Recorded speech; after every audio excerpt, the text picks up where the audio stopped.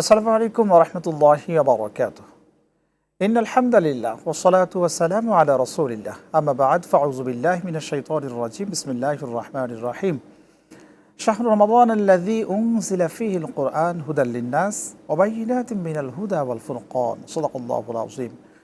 দূরের কাছের দেশের ও প্রবাসীর যারা যেখান থেকে যুক্ত হয়েছেন আয়োজনের নিয়মিত আয়োজন প্রাণ নিবেদিত প্রশ্ন করুন অনুষ্ঠানে আপনাদের অন্তরের অন্তঃস্থল থেকে আন্তরিক মোবারকবাদ জানাচ্ছি। আমি আব্দুল লতিফ সোহাগ গাজী। প্রিয় দর্শক, আপনাদের প্রশ্নের উত্তর দেওয়ার জন্য আজ আমরা স্টুডিওতে আমন্ত্রণ জানিয়েছি বিদগ্ধ আলিমুদ্দিন, বিশিষ্ট ইসলামিক চিন্তাবিদ, গবেষক, মিডিয়া ব্যক্তিত্ব ডক্টর মোহাম্মদ মাহমুদুল হাসান, প্রধান মুহাদ্দিস, মিসবাহুল উলুম কামিল মাদ্রাসা, ঢাকা। আসসালামু আলাইকুম ওয়া রাহমাতুল্লাহ। ওয়ালাইকুম আসসালাম ওয়া রাহমাতুল্লাহ। ওস্তাদ কেমন আছেন? আলহামদুলিল্লাহ, আপনি কেমন আছেন? আলহামদুলিল্লাহ, আল্লাহ সুবহানাহু ওয়া তাআলা আমাদের ভালো রেখেছেন। প্রিয় দর্শক, আজকের মেহমানের সাথে আমরা পরিচয় হলাম। আজকের আলোচ্য বিষয়ে আমরা রেখেছি রমাদানের করণীয় কাজসমূহ। এ বিষয়ে প্রশ্ন করুন এবং একই সাথে জীবন ঘনিষ্ঠ নানা ধরনের প্রশ্ন করতে পারবেন। টিভি স্ক্রিনে একটি ফোন নাম্বার দেখছেন, সেই নম্বরে ফোন করে ইনশাআল্লাহ। জি আলহামদুলিল্লাহ ওস্তাদ, আজকের যে আলোচ্য বিষয় আমরা রেখেছি ইতিমধ্যে আপনি জেনেছেন রমাদানের করণীয় বিষয়সমূহ। আমরা নিত্যদিনের বিভিন্ন ধরনের কাজকর্মের সাথে যুক্ত থাকি, যুক্ত আছি বাকি 11টি মাসে, কিন্তু পবিত্র মাহে রমাদানের যে করণীয় কাজসমূহ, কি কাজগুলো আমরা নতুনভাবে সেই জায়গায় করব সেই বিষয়ে জানতে চাই। জি, অনেক ধন্যবাদ আপনাকে। আলহামদুলিল্লাহ ওয়াসসালাতু ওয়াসসালামু আলা রাসূলিল্লাহ ওয়া আলা আলিহি ওয়া সাহবিহি ওয়া মান ওয়ালা ওয়া বাদ। খুবই সুন্দর, প্রাসঙ্গিক এবং আমাদের সময়ের সাথে সঙ্গতিপূর্ণ একটি বিষয় আপনি আজকে চুজ করেছেন। আর সেটি হচ্ছে যে মাহে রমাদান আল মুবারাকে আমাদের জন্য কি করণীয়। দেখতে দেখতে আসলে একটি বছর পরে রমাদান আমাদের মাঝে আবারও চলে এসেছে, আর কয়েকটি দিন পরেই আমরা আসলে সিয়াম সাধনা শুরু করব। তো দেখুন, এই রমাদান আল মুবারাকের মাসে আমরা কি ইবাদত করব সেটি বলবার আগে আমি একটি হাদিস নবীজি সাল্লাল্লাহু আলাইহি ওয়াসাল্লাম থেকে বলতে চাই। নবীজি সাল্লাল্লাহু আলাইহি ওয়াসাল্লাম যখনই রমাদান আল মুবারাক আসতো তখনই তিনি এটিকে স্বাগত জানাতেন। এবং আমরা জানি যে যখনই রমজান আসতো তখন নবীজি সাল্লাল্লাহু আলাইহি ওয়াসাল্লাম বলেছেন যে ইজা রমাদান ফুতিহাত আবওয়াবুল জান্নাহ। রমাদান আসলে পরে জান্নাতের দরজাসমূহ খুলে দেওয়া হয়, গুল্লিকাত আবওয়াবুন নার, জাহান্নামের দরজাসমূহ বন্ধ করে দেওয়া হয়, ওয়াসুলসিলাতিশ শায়াতিন, শয়তানকে শৃঙ্খলাবদ্ধ করা হয়। এবং ওয়া ইউনাদি মুনাদিন, একজন আহ্বানকারী আহ্বান করতে থাকে, ইয়া বাগিয়াল খাইর আকবিল ওয়া ইয়া বাগিয়াশ শাররি আকসির। এই দুটো শব্দের মধ্যে মূলত আসলে মাহে রমজানের করণীয়টা এবং এবাদতের প্রতি আমাদের যে উৎসাহটা সেটা রয়ে গেছে। একজন আহ্বানকারী রমজানের আগেই যেন আহ্বান করছেন, বা রমজানের প্রথম রাতেই যেন আহ্বান করছেন, ইয়া বাগিয়াল খাইর, হে কল্যাণের প্রত্যাশী, আকবিল, তুমি সামনে এগিয়ে যাও। তার মানে তুমি এবাদতে মনোনিবেশ করো, রমজান এসে গেছে, তোমার অবহেলা করবার, গাফলতি করবার কোনো সুযোগ নাই, কারণ এই রমজান মাসটাই হলো তোমার আসলে জান্নাতে যাওয়ার একটা সুযোগ। ওয়া বাগিয়াশ শার, ওই আহ্বানকারী বলতে থাকেন, হে অকল্যাণের প্রত্যাশী, হে পাপিষ্ঠ, হে পাপাচারী, আকসির, তুমি তোমার গতিকে স্তব্ধ করো, তুমি দ্রুত সামনে এগোও না, তুমি থেমে যাও। অর্থাৎ এই রমজান মাস কোনো পাপিষ্ঠের জন্য নয়, অর্থাৎ এই রমজান মাস পাপ করার নয়, বরং এই রমজান মাস হচ্ছে নেক আমলের। সুতরাং তোমরা নেক আমলের দিকে এগিয়ে যাও। এবং এই হাদিসের মধ্যে বলা হয়েছে ওয়ালিল্লাহি ওয়া তাকাউ মিনান নার, এই রমজান মাসের প্রতিটি রাতে আল্লাহ সুবহানাহু ওয়া তাআলা অসংখ্য অগণিত মানুষকে জাহান্নামের আগুন থেকে মুক্তি দান করেন। এবং শুধু এইটা নয় যে এটি শুধুমাত্র কদর রাতে হয়, ব্যাপারটা এরকম নয়। ওয়াফি যালিকা কুল্লা লাইলা, রমজান মাসের প্রতিটি রাতেই আল্লাহ সুবহানাহু ওয়া তাআলা অসংখ্য মানুষদেরকে জাহান্নামের আগুন থেকে মুক্তি দিয়ে থাকেন। ফলে এই যে সামগ্রিকভাবে মাহে রমজান আল মুবারাকের যে আমরা ফজিলতটা পেয়ে গেলাম, এ কারণেই আসলে প্রত্যেক ইমানদার নরনারী আমরা যারা রয়েছি আমাদের ইবাদতের প্রতি আরও বেশি উৎসাহ এবং উদ্দীপনা শুরু করা দরকার। এবারে এসে আপনি যে প্রশ্ন করেছেন শুনবো, আমার প্রশ্নের উত্তর। একজন দর্শক আমাদের সাথে যুক্ত হয়েছেন। আসসালামু আলাইকুম, প্রিয় দর্শক, নাম বলে প্রশ্ন করুন। আসসালামু আলাইকুম। আমি আসিফ রশিদ বনশ্রী থেকে বলতেছি। আসসালামু আলাইকুম দর্শক, প্রশ্ন করুন। আমার প্রশ্ন হলো যে যারা সম্ভবত দর্শক আমাদের সাথে নেই। জি, যে প্রশ্নটি আপনাকে করেছিলাম যে রমাদানের কি ধরনের করণীয় কাজগুলো রয়েছে। আচ্ছা, অনেক ধন্যবাদ আপনাকে। এটি খুবই সুন্দর একটি প্রশ্ন এবং আমাদের সবার জানা দরকার যে রমজানে আমরা আসলে কিভাবে ইবাদত বন্দেগী করব বা কি করা উচিত আমাদের বা কি বর্জন করা উচিত সে প্রসঙ্গটি নিয়ে আমরা আজকে আলোচনা করতে পারি। আর এটা বলবার জন্য আপনি প্রশ্ন করেছেন, এই প্রশ্নের উত্তরটা দেওয়ার জন্য আমি মনে করি যে আসলে আমরা কি করব এটা আমি আমার ব্যক্তিগত ইচ্ছা, আবেগ, অনুভূতি দিয়ে বলার চাইতে বরং রাসূল করিম সাল্লাল্লাহু আলাইহি ওয়াসাল্লাম তিনি রমজান মাসকে কিভাবে কাটিয়েছেন জি। আমরা যদি সেটা জানি তাহলে সেটা আমাদের জন্য সবচেয়ে ভালো হবে। জি। আমি প্রসঙ্গত দর্শকদেরকে একটা বিষয় বলে নিতে চাই, সেটি হলো সকল ইবাদতের ক্ষেত্রে রমাদান আল মুবারাকের ইবাদত তো রয়েছেই বটেই, বরং গোটা জীবনের একজন মুসলিম তার ইসলামী জিন্দেগি যাপন করবার জন্যে, ইসলামী লাইফ লিড করবার জন্যে তার গোটা জীবনের সমস্ত ইবাদত বন্দিগিগুলো তখনই ইবাদতের মর্যাদা পাবে যখন দুটো মৌলিক শর্ত আমরা এখানে ফুলফিল করব। এক নম্বর হচ্ছে যখন ইবাদতটা হবে কেবলই আল্লাহ সুবহানাহু ওয়া তাআলার সন্তুষ্টির জন্য, ইখলাসের সাথে আমরা করব। জি। আর দ্বিতীয় নম্বর হচ্ছে যখন ইবাদতটি হবে মুতাবাআতুর রাসূল সাল্লাল্লাহু আলাইহি ওয়াসাল্লাম বা রাসূল সাল্লাল্লাহু আলাইহি ওয়াসাল্লামের সুন্নাহ অনুযায়ী। এখানে আমাদেরকে এই বিষয়টা মৌলিক ফান্ডামেন্টাল একটা ইস্যু, এটা আমাদের সবার জানা দরকার। ওস্তাদ, এখানে একটি প্রশ্ন করতে চাই যে নবী করিম সাল্লাল্লাহু আলাইহি ওয়াসাল্লামকে ছাড়া জীবনের কোনো ইবাদত কি কবুল হওয়ার সম্ভাবনা আছে? না, এটা কখনোই সম্ভাবনা নেই। কারণ হলো রাসূল সাল্লাল্লাহু আলাইহি ওয়াসাল্লাম আসলে কোরআনে কারীম আল্লাহ তাআলা বলেছেন যে মাইয়ুতি'আর রাসূল ফাকাদ আতা আল্লাহ, যে রাসূলকে অনুসরণ করলো সে আল্লাহকে অনুসরণ করলো।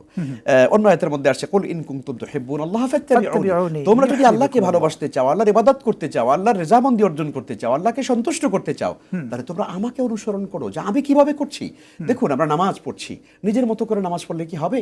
না, আমার যেরকম মন চাইলো, আবেগ আসলো, অনুভূতি আসলো, আমি আমার মতো করে নামাজ পড়লাম, হবে না। কারণ যতক্ষণ পর্যন্ত রাসূলের সুন্নাহ মোতাবেক না হচ্ছে। এবং শুনবো, খুব চমৎকার আলোচনায় আছে, একজন দর্শক আছে। ইনশাআল্লাহ ইনশাআল্লাহ। আসসালামু আলাইকুম, প্রিয় দর্শক, নাম বলে প্রশ্ন করুন। ওয়ালাইকুম আসসালাম। হুজুর, আমার একটা প্রশ্ন ছিল। জি। আমার 6.5 ভরি স্বর্ণ আছে আর জমানো 50,000 টাকা আছে, তাহলে কি আমাকে স্বর্ণের যাকাত দিতে হবে? ওকে, আপনি থাকুন আমাদের সাথে আরো একজন দর্শক যুক্ত হয়েছেন। জি দর্শক, আসসালামু আলাইকুম, নাম বলে প্রশ্ন করুন। আসসালামু আলাইকুম। ওয়ালাইকুম আসসালাম, প্রশ্ন করুন। হ্যাঁ জি ভাইয়া, আমার একটা প্রশ্ন ছিল দুইটা। প্রথম প্রশ্নটা হলো ভাইয়া, যে যারা এনজিও থেকে লোন নেয় দরকারের জন্য। ওকে, আমরা যতটুকু শুনেছি এনজিও থেকে লোন নেয়, এরপরে সেই টাকা দিয়ে আমি যদি জাকাত দিই বা এই জাতীয় অনেক ধরনের কথা হতে পারে, কিন্তু পূর্বের যে প্রশ্নটি করলেন একজন বোন আমাদের কাছ থেকে জানতে চেয়েছেন 6.5 ভরি স্বর্ণ আছে এবং সাথে সাথে 50,000 টাকা রয়েছে, তাহলে সে কিভাবে জাকাত আদায় করবে? জি, অনেক ধন্যবাদ আপনাকে প্রিয় বোন। কোনো মানুষের কাছে যদি শুধুমাত্র স্বর্ণ থাকে এবং সেটা যদি 7.5 ভরি পর্যন্ত এটা যদি না পৌঁছায় তাহলে জাকাত হয় না। কিন্তু আপনার এখানে কিছু স্বর্ণ আছে, আবার কিছু নগদ ক্যাশও আছে, দুটো মিলে কিন্তু আবার এখানে রৌপ্যের নেশাব কিন্তু এটা ক্রস করে যায়, তাই না? তো যে কারণে আমরা জানি যে স্বর্ণ এবং রৌপ্য উভয়টাই আমাদের জন্য মানদণ্ড রয়েছে। যদি আপনি চান যে না আমি স্বর্ণের মানদণ্ড ধরে জাকাত দিব, তাহলে আপনার উপর আসলে জাকাতি বর্তমান বাজার দর অনুসারে হয় না। কিন্তু আপনি যদি চিন্তা করেন যে না আসলে রৌপ্যের যে মূল্যমানটা আছে, 52.5 ভরি রৌপ্য ধরলে পরে যে টাকাটা হয় বা যে মূল্যটা দাঁড়ায়, সেটা তো আসলে মূলত আপনার কাছে টাকা এবং স্বর্ণ মিলে হয়ে যায়। ফলে আপনি চাইলে ইনশাল্লাহ অবশ্যই জাকাত দিতে পারেন এবং দেওয়াটাই আপনার জন্য অধিক শ্রেয় হবে। জি, চমৎকার। দ্বিতীয় প্রশ্নটি উনি করেছিলেন। দ্বিতীয় প্রশ্ন হচ্ছে, আমরা আসলে প্রশ্নটি অতটা ক্লিয়ার না, যে উনি বলেছেন যে প্রচলিত কোনো আপনার এনজিও থেকে যদি উনি টাকা ঋণ নেন, এতটুকু আমরা বুঝতে পেরেছি। জি, উনি কিন্তু এতটুকু সম্ভবত আমরা শুনেছি যতটুকু, যে এনজিও থেকে লোন নেওয়ার পরে যদি তিনি দোয়া করেন সেটা আল্লাহ রাব্বুল আলামিনের কাছে কবুল হবে কিনা, সম্ভবত এমনটা জানতে চাই। অনেক ধন্যবাদ প্রিয় দর্শক আপনাকে। আসলে দেখুন, আমরা এটা জানি দর্শক, আপনি নিজের ভেতরেই হয়তো একটা কনফিউশন আছে বলেই তো প্রশ্ন করেছেন। আমরা জানি যে আসলে ইবাদত, আমরা একটু আগে যে আলোচনাটা করতেছিলাম, যে কোনো ইবাদত হিসাবে কবুল হবে না যতক্ষণ পর্যন্ত মৌলিকভাবে দুটো শর্ত ফুলফিল না হবে। এর সঙ্গে কিন্তু আরেকটা মৌলিক শর্ত আছে, সেটি হলো হালাল রিজক, অর্থাৎ ইখলাস ছাড়া ইবাদত কবুল হয় না। দ্বিতীয় নম্বর হলো রাসূলের সুন্নাহর অনুসরণ ছাড়া ইবাদত কবুল হয় না। আর 3 নম্বরে হচ্ছে হালাল রিজিক ব্যক্তি খাবে, হালাল রিজিক দিয়ে জীবন যাপন করবে, অতঃপর ইবাদত করলে সে ইবাদত কবুল হয়। তো কাজেই আপনার আমার অর্থনৈতিক জীবনে যদি কোনোভাবে যদি সুদের যদি আপনার স্পর্শ থাকে, সুদের লেনদেন থাকে, বা আপনার জীবন যাপনের ভিতরে সুদ যদি ঢুকে যায়, বা সুদের লেনদেন আমি করছি, ব্যবসা সুদের লেনদেনের কারবার করছি, তাহলে পরে কিন্তু আপনার ইবাদত, আপনার এই অর্থনীতিটা কিন্তু হালাল হওয়ার সম্ভাবনা কম থাকে। ফলে আমরা বলবো যে আপনি ইনশাআল্লাহ তাআলা যতটুকু আপনি নিয়েছেন সেখান থেকে বেরিয়ে আসুন, বাকি তো অবশ্যই আল্লাহর কাছে দোয়া করতে হবে। আপনি একটু লোন এনেছেন বলে আর আল্লাহর কাছে দোয়া করবেন না, ব্যাপারটা এরকম নয়। তবে অবশ্যই আমরা চাই আমরা যে ইবাদত করব, দোয়া করব, নামাজ পড়বো, ইবাদত করব, সেটা যেন অবশ্যই হালাল দ্বারা হয়। সে তো আল্লাহ রাব্বুল আলামিনের কাছে সাহায্য চাইতে পারে যে রব্বুল আলামিন আমার দারিদ্রতা বিমোচন করে দাও। নিশ্চয়ই। আমরা এবং শুনবো আমরা আপনার থেকে। দোয়া করব আপনার জন্য, অবশ্যই আপনি ওই জায়গা থেকে বেরিয়ে আসবার চেষ্টা করবেন। জি, খুব চমৎকার আলোচনায় আছি, আপনার কাছে আবারও ফিরে আসবো একটা বিরতি নিয়ে আসি। ইনশাআল্লাহ। প্রিয় দর্শক, আপনারা দেখছেন আরটিভির নিয়মিত আয়োজন প্রাণ নিবেদিত প্রশ্ন করুন অনুষ্ঠান। দেখতে থাকুন, সময় হয়ে গেল বিরতি নেবার, ফিরছি একটু পরে ইনশাআল্লাহ।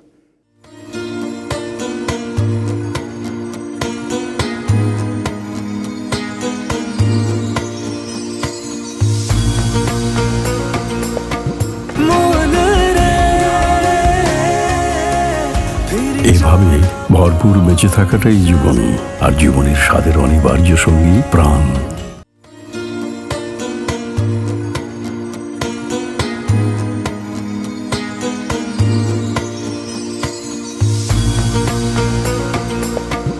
প্রিয় দর্শক, বিরতির পর ফিরে এলাম আপনাদের প্রিয় অনুষ্ঠানে। আপনারা দেখছেন আরটিভির নিয়মিত আয়োজন প্রাণ নিবেদিত প্রশ্ন করুন অনুষ্ঠান। আজকের অনুষ্ঠানে রমজানের প্রস্তুতি নিয়ে আলোচনায় আছেন ডক্টর মাহমুদুল হাসান। জি উস্তাদ, আমরা আপনার কাছে আসব। একজন দর্শক আমাদের সাথে যুক্ত হয়েছেন। জি, আসসালামু আলাইকুম। প্রিয় দর্শক, নাম বলে প্রশ্ন করুন। আসসালামু আলাইকুম। ওয়ালাইকুম আসসালাম, প্রশ্ন করুন প্রিয় বোন। আমার উমরায় এক সফরে কি একটা উমরা করা যাবে? না কেউ ইয়াতে যায় তায়েফে ভ্রমণে, সেখানে এহরাম বেঁধে আবার একটা উমরা করতে করা যাবে? ওকে, আপনি থাকুন আমাদের সাথে, আপনার প্রশ্নের উত্তরে যাচ্ছি। এক সফরে দুটি উমরা করতে পারবে কিনা? জি, অনেক ধন্যবাদ। করা যাবে, অসুবিধা নেই। এক সফরে একাধিক উমরা করতে পারবেন। তবে সেক্ষেত্রে অবশ্যই আমাদের মনে রাখা উচিত, আমরা অনেক সময় আছে যে মসজিদে আয়েশাতে গিয়ে আমরা আসলে উমরা করার চেষ্টা করি, এটা মানে বিশুদ্ধতম উমরা হয় না। আচ্ছা, তবে বোন যেটা বলেছেন যে উনি যদি তায়েফ সফরে যান, তাহলে তায়েফ সফর থেকে ফেরার পথে কিন্তু কর্নুল মানাজিল আপনার মিকাত পড়ে যায়। আচ্ছা। এবং আমি নিজে ওই জায়গাতে এহরাম বেঁধেছিলাম, খুবই চমৎকার একটি জায়গা। তো আপনি যদি তায়েফ থেকে ফেরার পথে আপনি কর্নুল মানাজিলে যদি আপনি ইনশাল্লাহ তাহলে আপনি এহরাম বাঁধেন, আপনার পরিপূর্ণ আরেকটি অবশ্যই উমরা করবার সুযোগ আপনার তৈরি হয়ে যাবে, এবং সেটি আল্লাহর কাছে অবশ্যই কবুল হবে, এবং আপনি একাধিক উমরা অবশ্যই করতে পারবেন। জাযাকাল্লাহ, শুকরান। যে আজকে আলোচনায় ছিলাম রমজানের প্রস্তুতি নিয়ে। যে আপনি প্রস্তুতি নিয়ে কথা বলছিলেন, যে দু ধরনের প্রস্তুতি আমাদের থাকতে হবে, এটা কন্টিনিউ করতেন যদি। জি, তাহলে আমরা যে মৌলিক যে একটা ফান্ডামেন্টাল একটা ইস্যু আমরা এই দর্শকদের সাথে শেয়ার করতে চেয়েছি, সেটি হলো আমাদের অবশ্যই জানা দরকার, আমরা আলহামদুলিল্লাহ মুসলিম হিসাবে আমাদের সবার মধ্যে কিন্তু ইবাদতের প্রতি আমাদের যথেষ্ট ঝোঁক আছে, আগ্রহ আছে। আমরা নামাজ পড়তে চাই, রোজা রাখতে চাই, দান সাদাকা করতে চাই, আমরা রমজান মাসে উমরা করতে চাই, তাই না? কিন্তু আমাদের মৌলিকভাবে তিনটি বিষয় জানা দরকার, যেটা আমি আগেও বলেছি, আবারও একটু দর্শকদের স্মরণ করে দিতে চাই। অবশ্যই যেন আপনার আমার ইবাদত আল্লাহর জন্য হয়, আল্লাহর জন্য নিবেদিত হয় না যে ইবাদত, সে ইবাদত আপনার যতই বাহ্যিকভাবে সুন্দর হোক না কেন, সংখ্যায় বেশি হোক না কেন, অনেক টাকা পয়সা দিয়ে করা হোক না কেন, ওটা আল্লাহর কাছে কবুল হয় না। এই জন্য আল্লাহ তাআলা কোরআনে কারীমে বলেছেন, কুল ইন্না সলাতি ওয়া নুসুকি ওয়া মাহইয়ায়া ওয়া মামাতি লিল্লাহি রাব্বিল আলামিন। হে নবী, আপনি বলুন, নিশ্চয়ই আমার নামাজ, আমার কুরবানি, আমার জীবন, আমার মরণ কেবলই আল্লাহর জন্য। সুতরাং আপনার আমার ইবাদতটা যেন কেবল আল্লাহর সন্তুষ্টির জন্য হয়, এটা একদম একেবারে ফান্ডামেন্টাল বুনিয়াদ, একেবারে আমাদের ইবাদতের ক্ষেত্রে এটা মৌলিক বুনিয়াদ। 2 নম্বরে হচ্ছে আপনার অবশ্যই সুন্নাহ মোতাবেক, যেটা আমরা বলতেছিলাম যে নামাজ নিজের মতো করে পড়লে হবে না। নবীজি বলেছেন সাল্লাল্লাহু আলাইহি ওয়াসাল্লাম, সাল্লু কামা রাআইতুমুনি উসাল্লি, তোমরা তেমনি নামাজ আদায় করো যেমনটা তোমরা আমাকে পড়তে দেখো। আপনি হজ উমরা করতে যাবেন, নবীজি সাল্লাল্লাহু আলাইহি ওয়াসাল্লাম বলেছেন, খুযু আন্নী মানাসিকাকুম, তোমরা তেমনি ভাবে হজ করো, উমরা করো যেমনটা তোমরা আমাকে দেখো, অর্থাৎ আমার কাছ থেকে তোমরা শিখে নাও। এভাবে করে প্রত্যেকটা ইবাদত আপনি করবেন। তো রাসূল সাল্লাল্লাহু আলাইহি ওয়াসাল্লামের সুন্নাহ মোতাবেক যদি না করি, তাহলে সেটা ইবাদত হিসেবে কবুল হচ্ছে না। আর থার্ড যে গুরুত্বপূর্ণ ইস্যুটা, সেটি হচ্ছে আমাদের মানুষের সৃষ্ট একটা ব্যাপার, সেটা হলো যে আমি কি হালাল খেয়ে কি ইবাদত করছি নাকি হারাম দিয়ে ইবাদত করছি। আমি হজ উমরা করতে যাচ্ছি, আমার এই টাকাটা কি আসলে হালাল আছে কিনা, আমি যে নামাজ পড়ছি আমার পেটে খাবার আছে, তাই না, আমার গায়ে পোশাক আছে, এগুলো হালাল টাকা হচ্ছে। একজন দর্শক আছেন। জি, আসসালামু আলাইকুম। প্রিয় দর্শক, নাম বলে প্রশ্ন করুন। ওয়ালাইকুম আসসালাম হুজুর, আমার একটা প্রশ্ন ছিল, মেয়েরা যখন সেজদা দেয় তখন কি হাতটা মাটিতে লাগায় রাখবে না একটু উঁচু করে দিতে হবে? আর বসার নিয়মটা কি আলাদা হবে? ওকে, ছেলেদের তুলনায়। আপনি থাকুন আমাদের সাথে। খুব গুরুত্বপূর্ণ একটি প্রশ্ন করেছেন। মেয়েদের ক্ষেত্রে ওস্তাদ এই ধরনের প্রশ্নগুলো আমরা জি, জি। অনেক সময় পেয়ে থাকি, যে আসলে ছেলেদের ক্ষেত্রে যখন সেজদায় যায় তখন তো আমরা হাত দুটো এইভাবে করে তুলে রাখি, মেয়েরা কি ওটা হচ্ছে মাটির সাথে লাগিয়ে রাখবে কিনা? জি, জানতে চেয়েছি। জি, অনেক ধন্যবাদ প্রিয় বোনকে। হ্যাঁ, স্বাভাবিকভাবে ছেলে মেয়েদের নামাজের মৌলিক মানে উসুলগত নীতিমালাগত কোনো পরিবর্তন নাই। জি। নামাজের ফরজ, ওয়াজিব, মুস্তাহাব, মুস্তাহাসান, সুন্নত যা আছে এগুলো পুরুষের জন্য যাই, যা একজন মেয়ের জন্য তাই তাই। আসলে। কিন্তু মৌলিকভাবে আমরা জানি যে আমাদের নারীরা, আমাদের মা বোনেরা তারা নামাজ একটু আটোসাটো হয়ে পড়বেন। একজন পুরুষ ধরুন অনেক স্পেস নিয়ে নামাজ পড়ে, একজন মেয়ে কি ওরকম ভাবে পড়তে পারে? এটা স্বাভাবিকভাবেই কিন্তু আসলে তবিয়তে আসে না, তাই না? কিন্তু এটা ঠিক যে আমরা সেজদা করবার সময় যে একদম হাত গুটি একদম হাত মাটির সাথে মিশিয়ে দেওয়া, এটা কিন্তু হাদিসের চরমভাবে কিন্তু এটার বিরোধিতা করা হয়েছে। এটা হাদিসের খেলাফ, সুন্নাহর খেলাফ। আপনি স্বাভাবিকভাবে অবশ্যই হাতের এই যে দুটো বাহু আছে, বাহু দুটোকে অবশ্যই জাগিয়ে রাখতে হবে। এই দুটো বাহুকে, এটা হাদিসের মধ্যে বলা হয়েছে যে এটা প্রাণীর সাথে তুলনা করা হয়েছে, যে ওই প্রাণীটা হাত দুটো যেরকম বিছিয়ে বসে তোমরা ওই রকম ভাবে তোমরা সেজদা করবে না। তো ফলে আপনি সেজদা করবার সময় অবশ্যই স্বাভাবিকভাবে একটু আটোসাটো হবেন, কিন্তু হাত যেন গুটিয়ে একদম সেজদার জায়গায় যেন একদম বিছিয়ে না দেন, অবশ্যই কিছুটা আপনাকে তুলে রাখতে হবে। তবে একজন পুরুষ যেভাবে সেজদা করেন, মাঝখান থেকে অনেক ফাঁকা থাকেন, অনেক সামনে এগিয়ে গিয়ে সেজদা করেন, স্বাভাবিকভাবেই একজন নারী তো ওইভাবে করবে না, এটাই স্বাভাবিক। এটাই স্বাভাবিক। কিন্তু মৌলিক কোনো পার্থক্য কিন্তু ইবাদতের মধ্যে নেই। এটা বসার আমাদের- ক্ষেত্রে বসার ক্ষেত্রে যেটা আমরা বলছি যে আমাদের মা বোনেরা মূলত সুন্নাহ পালন করেন বেশি। নামাজের কোনো কোনো ক্ষেত্রে কিন্তু মা বোনদের সুন্নাটা অধিক মানে কাছাকাছি হয়। যেমন আমাদের মা বোনরা সুন্নার ক্ষেত্রে, আমরা বসার ক্ষেত্রে দেখি যে তারা শেষ বৈঠকে গিয়ে দুটো পা একদম একদিকে দিয়ে দেন, তাই না? এটা কিন্তু সুন্নাহ সম্মত আমল। কাজেই আপনাদের বসাটা এভাবে যদি আপনারা একদিকে দুটো পা দিয়ে যদি আপনারা চতুরের উপরে অর্থাৎ নিতম্বের উপরে, নিতম্বটাকে রেখে যদি তার উপরে বসেন, আলহামদুলিল্লাহ বিলকুল সুন্নাহ, কোনো অসুবিধা নেই। শুক্রিয়া। একজন দর্শক আছেন। আসসালামু আলাইকুম। প্রিয় দর্শক, আমলে প্রশ্ন করুন। জি, ওয়ালাইকুম আসসালাম। আসসালামু আলাইকুম। ওয়ালাইকুম আসসালাম। প্রিয় বোন, শুনছি আপনাকে, প্রশ্ন করুন। জি, আমি হুজুরকে বলতে চাচ্ছিলাম যে আমার 6 ভরি গোল্ড আছে, আর আমি স্বল্প আয়ের একটা জব করি আর কি। এখন এই জাকাত যদি দিতে চাই তাহলে সেক্ষেত্রে কি আমার স্বামী জাকাত দিলে হবে নাকি আমার জাকাতটা আমাকেই দিতে হবে? ওকে, আপনি থাকুন আমাদের সাথে, আপনার প্রশ্নের উত্তরে যাব ইনশাল্লাহ। আরও একজন দর্শক আমাদের সাথে যুক্ত হয়েছেন। জি, প্রিয় দর্শক, আসসালামু আলাইকুম। নাম বলে প্রশ্ন করুন। আসসালামু আলাইকুম, প্রশ্ন করুন। সম্ভবত কেটে গেছে লাইনটি। যে উনি যে 6 ভরি গোল্ডের কথা তিনি বলেছেন সম্ভবত, জি সেটার জি, অনেক ধন্যবাদ প্রিয় বোনকে। আমরা আসলে মূলত জাকাতের বিধানটা কার্যকর হয় তার উপরই সম্পদের মিলকিয়াত যার, অর্থাৎ সম্পদের মালিকানা যার, মূলত ইসলামী শরিয়াতে তার উপরেই মূলত এটার কর্তব্যটা দাঁড়ায় যে তিনি জাকাত দিয়ে দেবেন। তো ফলে আপনার স্বর্ণের মানে আপনি 6 ভরি স্বর্ণের কথা বলেছেন, নিশ্চয়ই আপনার আরও হয়তো আদার্স কিছু সম্পদ আছে, সব কিছু মিলিয়েই কিন্তু আপনাকে জাকাতের হিসাবটা কিন্তু করতে হবে। শুধু স্বর্ণের উপরেই জাকাত হয় ব্যাপারটা এরকম না। আপনার নগদ কিছু টাকা থাকতে পারে, আপনার ব্যাংকে জমা কিছু টাকা থাকতে পারে, আপনার প্রভিডেন্ট ফান্ডে কিছু টাকা থাকতে পারে। যদিও প্রভিডেন্ট ফান্ডের টাকা এটা অবশ্য যখন আপনি হাতে পাবেন তখনই জাকাতের মধ্যে আসবে। তো আদার্স আপনার সব কিছু হিসাব করে আপনি যখন এটাকে হিসাব করবেন তখনই আপনি জাকাত দিবেন। তো এই জাকাতের মূল দায়িত্বটা মূলত আপনার উপরে, আপনার সম্পদের জাকাত আপনাকে দিতে হবে। কিন্তু আপনি বলেছেন যদি আপনার স্বামী দিয়ে দেয়, নিশ্চয়ই ইসলাম এই উদারতা দেখিয়েছে, এবং আমরা জানি যে আসলে স্বামী এবং স্ত্রীর সম্পদ আসলে মূলত একই সম্পদ, তাই না? অনেক সময় এটা হয়ে যায়। তো সে কারণে আপনার স্বামী যদি আপনার স্বর্ণের জাকাত দিয়ে দিতে চান বা আপনার সম্পদের জাকাত দিয়ে দিতে চান, ইনশাআল্লাহ তাআলা আপনার জাকাত আদায় হয়ে যাবে। জি, শুকরান। একজন দর্শক আছেন। আসসালামু আলাইকুম। প্রিয় দর্শক, নাম বলে প্রশ্ন করুন। হ্যালো, আসসালামু আলাইকুম। ওয়ালাইকুম সালাম। জি, আমি বেতের নামাজ 3 রাকাতে আমি যদি দ্বিতীয় রাকাতে বৈঠক না করে তৃতীয় রাকাতে বৈঠক করে নামাজ পড়ি, সেটা কি আমার হবে? আমরা সাধারণত সবাই যেভাবে দ্বিতীয় রাকাতে বৈঠক করে, কিন্তু আমি যদি একবারে তৃতীয় রাকাতে বৈঠক করি তাহলে কি আমার নামাজ শুদ্ধ হবে? হবে কি হবে না সেটা আমরা জানবো, আমাদের সাথে থাকতে হবে ইনশাল্লাহ। প্রিয় দর্শক, জি ওস্তাদ, এই প্রশ্নের উত্তর আমরা দেব একটা বিরতির পর ইনশাল্লাহ। প্রিয় দর্শক, আপনারা দেখছেন আরটিভির নিয়মিত আয়োজন প্রাণ নিবেদিত প্রশ্ন করুন অনুষ্ঠান। সময় হয়ে গেল আরও একটি বিরতি নেবার, আমাদের সঙ্গেই থাকুন, ফিরছি একটু পরে ইনশাআল্লাহ।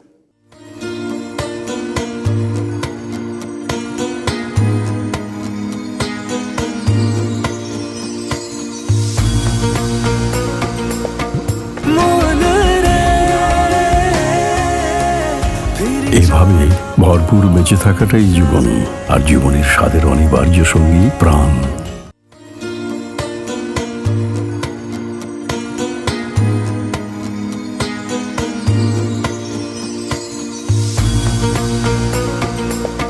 প্রিয় দর্শক, বিরতির পর ফিরে এলাম আপনাদের প্রিয় অনুষ্ঠানে। আপনারা দেখছেন আরটিভি নিয়মিত আয়োজন প্রাণ নিবেদিত প্রশ্ন করুন অনুষ্ঠান। জি উস্তাদ, যে আলোচনায় আমরা ছিলাম, কিন্তু একজন বোন আমাদের থেকে জানতে চেয়েছিলেন বেতের সালাদ সম্পর্কে। আমাদের সমাজে দুভাবে এই সালাদটা আদায় করা হয়, কেউ 1 রাকাত বেতের সালাদটা পড়ে, কেউ আবার 3 রাকাত পড়ে। সব মিলিয়ে এই সিস্টেমটা যদি আপনি বলে দিতেন। অনেক ধন্যবাদ আপনাকে। আসলে বেতের সালাদ পড়বার মৌলিকভাবে 3টা ধরন রয়েছে। আচ্ছা। প্রথমত হচ্ছে মানে যেটা আমাদের দেশে প্রচলিত আছে, আমরা 3 রাকাত পড়ি, প্রথমত 2 রাকাত পড়ে তারপরে বসে দেন আবার দাঁড়িয়ে তারপরে আমরা হয়তো তাকবীর দিয়ে আমরা কুনুত পড়ি। সেটা একটা আলহামদুলিল্লাহ সুন্নাহসম্মত পদ্ধতি তো রয়েছে। তো বোন বলেছেন তার কাছাকাছি আর একটা পদ্ধতি, সেটা হচ্ছে যে দ্বিতীয় রাকাতের বৈঠক না দিয়ে একসঙ্গে 3 রাকাত পড়ে তারপরে উনি কুনুত করার পরে লাস্ট বৈঠক দিয়ে নামাজ পড়া যেতে পারে কিনা বা যাবে কিনা। জি, এটাও কিন্তু সুন্নাহসম্মত, এটাও একাধিক পদ্ধতির একটা পদ্ধতি। আচ্ছা। আর আপনি যেটা বলেছেন যে 1 রাকাত বিতির পড়া যাবে কিনা, 1 রাকাত বিতির রাসূল সাল্লাল্লাহু আলাইহি ওয়াসাল্লামের তিনি স্বাভাবিকভাবে তার আমল ছিল না। আচ্ছা। এটা তিনি সফর অবস্থায় কখনো কখনো তিনি এটা আমল করতেন। আচ্ছা। আর আমরা জানি নবীজি সাল্লাল্লাহু আলাইহি ওয়াসাল্লাম তিনি রাতের নামাজের ব্যাপারে বলেছেন যে তিনি রাতের নামাজ পড়ার ব্যাপারে বলেছেন যে তোমরা নামাজ পড়তে পড়তে একদম সুবহে সাদেকের কাছাকাছি পৌঁছে গেছো, খাসিতা সুবহা, যখন দেখবে যে একবার সুবহে সাদেক এসে গেছে, এখনই আজান হয়ে যেতে পারে, তো ফাউতির বিসসালাত, তখন তোমরা বিতরকে তোমরা 1 রাকাত দিয়ে তোমরা বিতরকে মানে শেষ করে দাও, অর্থাৎ রাতের নামাজকে শেষ করে দাও। তাহলে এভাবে করে 1 রাকাত পড়বারও সুন্নাহসম্মত আমল রয়েছে। তবে নবীজি সাল্লাল্লাহু আলাইহি ওয়াসাল্লাম তিনি সফরের হালতে সাধারণত তিনি 1 রাকাত বিতির তিনি পড়তেন, স্বাভাবিক মুকিম অবস্থায় তিনি 3 রাকাত পড়তেন বলেই এটা হাদিস দ্বারা প্রমাণিত। শুকরান। আমরা আজকে আলোচনায় ছিলাম যে রমাদানের করণীয় কাজসমূহ। আপনি চমৎকারভাবে আলোচনায় ছিলেন। 3টি বিষয় আপনি খুব চমৎকারভাবে বলেছেন। আল্লাহ সুবহানাহু ওয়া তাআলা সন্তুষ্টি অবশ্যই থাকতে হবে প্রতিটি কাজের ক্ষেত্রে, এবং রাসূল সাল্লাল্লাহু আলাইহি ওয়াসাল্লামের অনুসরণ অবশ্যই থাকতে হবে। 3 নম্বরে আপনি বলেছেন যে হালাল পদ্ধতি। আপনার থেকে জানতে চাই যে আজকের সমাজে যখন যারা রোজা রাখছে, বিশেষ করে আবার হারাম কাজের সাথে সম্পৃক্ত থাকছে, সেই ক্ষেত্রে রোজার ঘাটতি হওয়ার সম্ভাবনা আছে কিনা? নিশ্চয়ই এটা ঘাটতি আছে। রাসূল সাল্লাল্লাহু আলাইহি ওয়াসাল্লামের সেই বিখ্যাত হাদিস আমরা বলতে চাই, আল্লাহ তাআলা মানে যেটা বলেছেন হাদিসে কুদসির মধ্যে, যে রাসূল সাল্লাল্লাহু আলাইহি ওয়াসাল্লাম বলেন, মান লাম ইয়াদা কাওলা যুরি ওয়ালা আমালা বিহি ফালাইসা লিল্লাহি হাজাতুন ফিহি আইয়াদা তাআমাহু ওয়া শারাবা। নবীজি বলেন, যে ব্যক্তি রমজান মাসে রোজা রাখলো, আল্লাহ তাআলা বলছেন অত খানা মানে পানাহার বর্জন করলো, কিন্তু সে পাপের কাজ বন্ধ করলো না, সে অন্যায় ছেড়ে দিল না, সে জাহিরিয়াতের কাজগুলো ছেড়ে দিল না, তাহলে তার এই পানাহার বন্ধ করাতে আমি আল্লাহর কোনো দরকার নাই, আল্লাহ তাআলা নিজে বলেছেন। ফলে আমরা রোজা রাখবো, সিয়াম সাধনা করবো, আমাদের তাকওয়া অর্জন করতে হবে। আপনি যেমনটা শুরু মানে করেছিলেন, আসলে সেই জায়গাতে আমরা এখনো যেতে পারিনি যে রমজান মাসে কি আমল করতে হবে। প্রথমত কথা হচ্ছে যে এই তাকওয়ার চর্চাটা করা মাহে রমজানের গুরুত্বপূর্ণ কাজ। আমরা জানি আল্লাহ তাআলা যেমনটা বলেছেন যে তোমাদের উপর রোজা ফরজ করা হয়েছে এই জন্যে যে লাআল্লাকুম তাত্তাকুন, তোমরা তাকওয়া অবলম্বন করবে। তো তাকওয়া অবলম্বন করার মানে কি? অর্থাৎ আমার চারদিকে ডানে বামে সামনে পেছনে উপরে নিচে চতুর্দিকে পাপের গড্ডালিকা প্রবাহ চলছে, এই পাপের জায়গা থেকে, পাপের জগৎ থেকে আমি আমার নিজেকে সেভ করা, আমার পরিবারকে সচেতন আনফুসাকুম ওয়া আহলিকুম নারা, তুমি বাঁচো তোমার পরিবারকে জাহান্নামের আগুন থেকে বাঁচাও। তো ফলে আমি নিজের পাপের জগৎ থেকে নিজে বেঁচে থাকা, অন্যায় থেকে বেঁচে থাকা, দিস ইজ তাকওয়া। তো এই তাকওয়া যদি কারো অর্জন করার প্র্যাকটিস যদি না হয় রমজান মাসে, শুধুমাত্র পানাহার বর্জন করাতে কোনো লাভ নেই। এই জন্য মাহে রমজানের 1 নম্বর কাজ হবে আসলে তাকওয়ার প্র্যাকটিসটা করা সিয়ামের মাধ্যমে। 2 নম্বর হচ্ছে অধিক হারে কোরআনে কারীমের তিলাওয়াত করা। 3 নম্বরে হলো অধিক পরিমাণে দান সাদাকা করা। এরপরে হচ্ছে ইফতার সাহারিতে আপনার দোয়া করা, অধিক পরিমাণে দোয়া করা, এবং রমজান মাসে আমাদেরকে ইফতার সাহারিতে অন্য মানুষদেরকে শামিল করা। এই কাজগুলো কিন্তু মাহে রমজানের গুরুত্বপূর্ণ কাজ। দেখুন নবীজি সাল্লাল্লাহু আলাইহি ওয়াসাল্লাম কি করতেন মাহে রমজানে, সে বিষয়টি আমরা বলেছিলাম যে ইবনে আব্বাস রাদিয়াল্লাহু আনহুমা থেকে হাদিসটি বর্ণিত। তিনি বলেন, কারণ নবী সাল্লাল্লাহু আলাইহি ওয়াসাল্লাম আজওয়াদুন নাসি বিল খাইর, রাসূল সাল্লাল্লাহু আলাইহি ওয়াসাল্লাম রমজান মাসে সবচেয়ে তিনি ভালো কাজ এবং দান বেশি করতেন। ওয়া কানা আজওয়াদু মা ইয়াকুনু ফি রমাদান হিনা ইয়ালকাহু জিবরিল, জিবরিল যখন রমজান মাসে নাজিল হতেন তখন আল্লাহর হাবিবের এই দানের গতি অনেক বেড়ে যেত। সুবহানাল্লাহ, সুবহানাল্লাহ। একজন দর্শক আছেন। জি ইনশাআল্লাহ। আসসালামু আলাইকুম, প্রিয় দর্শক, নাম বলে প্রশ্ন করুন। আসসালামু আলাইকুম দর্শক, প্রশ্ন করুন। শুক্রবার দিন জুম্মার নামাজে আমি শুনেছি নবীজি নাকি জুম্মার আগে কোনো সুন্নত পড়তেন না। তো আমার মসজিদ ইমাম সাহেব বলেন যে জুম্মার আগে 4 রাকাত সুন্নত পড়ে নেন। আমরা কি 4 রাকাত সুন্নত পড়বো? ওকে, পড়বো না। ওকে, খুব চমৎকার একটি প্রশ্ন করেছেন। জি উস্তাদ, আপনি শুনেছেন। অনেক ধন্যবাদ। জুমার আগে সুন্নত নামাজ নিয়ে এই কথা ঠিক নয়, এটা আপনি কোত্থেকে শুনেছেন জানি না। আসলে অবশ্যই নামাজ আছে, রাসূল সাল্লাল্লাহু আলাইহি ওয়াসাল্লাম তিনি দুরাকাত করে যত সময় তিনি পারতেন পড়তেন। নবীজি সাল্লাল্লাহু আলাইহি ওয়াসাল্লামের সুন্নাহ ছিল তিনি জুমার আগে মসজিদে নামাজ পড়তেন, আর জুমার মূল 2 রাকাত ফরজ নামাজের পরে বাকি নামাজটা তিনি ঘরে গিয়ে পড়তেন। কখনো কখনো যদি তিনি মসজিদে পড়তেন 4 রাকাত পড়তেন, ঘরে গিয়ে পড়লে 2 রাকাত পড়তেন। তো এই যে সুন্নতগুলো আগে এবং পরে, এগুলো কি আমাদের আঞ্চলিক ভাষায় আমরা কাবলাল জুমা বাদাল জুমা বলে থাকি, যদিও হাদিসে হয়তো কাবলাল জুমা বা বাদাল জুমার নামে কোনো নামাজ নেই, বাট সুন্নাহ আছে, সুন্নাহ আছে। কাজে আপনি পড়বেন 4 রাকাত পড়বেন, 2 রাকাত করে মসজিদে ঢুকলে পরে পড়বেন, তাহিয়াতুল ওযু পড়বেন, আপনার পক্ষে যতটুকু সম্ভব আপনি 2 রাকাত করে 4 রাকাত করে পড়তে পারবেন, কোনো অসুবিধা নেই ইনশাআল্লাহ। শুকরান, জাযাকুমুল্লাহু খাইর, অসংখ্য ধন্যবাদ আজকে আমাদেরকে সময় দেওয়ার জন্য। জি, বারাকাল্লাহু ফিকুম। প্রিয় দর্শক, এতক্ষণ আমরা দেখলাম RTVর নিয়মিত আয়োজন প্রাণ নিবেদিত প্রশ্ন করুন অনুষ্ঠান। আজ পর্যন্ত। আগামী পর্ব দেখার আমন্ত্রণ জানিয়ে বিদায় নিচ্ছি। রব্বে কারিম আমাদের ভালো রাখুন, সুস্থ রাখুন, রাখুন নিরাপদে। আল্লাহ হাফেজ। আসসালামু আলাইকুম ওয়া রাহমাতুল্লাহি ওয়া বারাকাতুহু।